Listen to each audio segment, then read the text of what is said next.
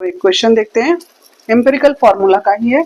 Organic compound है जिसमें oxygen, carbon, hydrogen और नाइट्रोजन है, जिसमें कार्बन का 20%, हाइड्रोजन 6.7% और नाइट्रोजन 46.67 दिया हुआ है। इसका मॉलिक्यूलर वेट 60 है।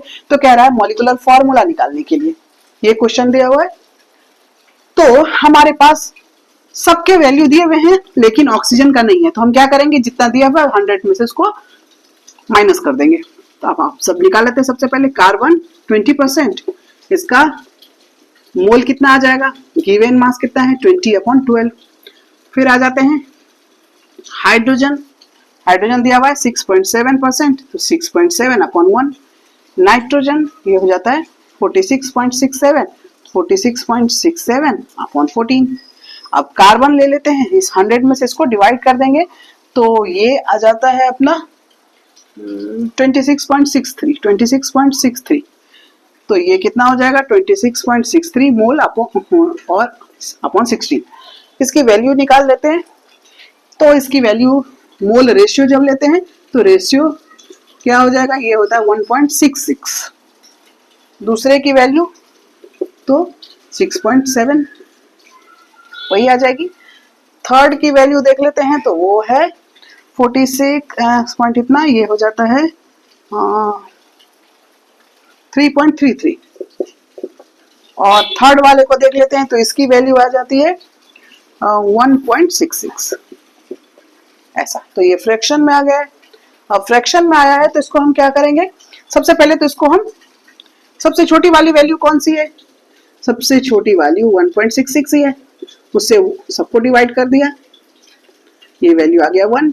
6.7/1.66 ये करते हैं तो ये 4 लगभग। यदि 3.9 3.8 आता है तो भी हम उसको, क्योंकि हम किसी भी एलिमेंट को फ्रैक्शन में नहीं ले सकते ना, तो इसीलिए हमें पूरा ही नंबर उसका लेना पड़ेगा, होल नंबर लेना पड़ेगा। ये आ गया तो इसकी वैल्यू आ जाती है 2। और फिर लास्ट वाले का फिर हो गया 1.66/1. सेम है, तो ये भी हो गया 1। तो अब हमारे पास क्या आ गया, कार्बन 1, हाइड्रोजन 4, नाइट्रोजन 2, ये ऑक्सीजन 1, CH4N2। ये आ गया एम्पिरिकल फॉर्मूला।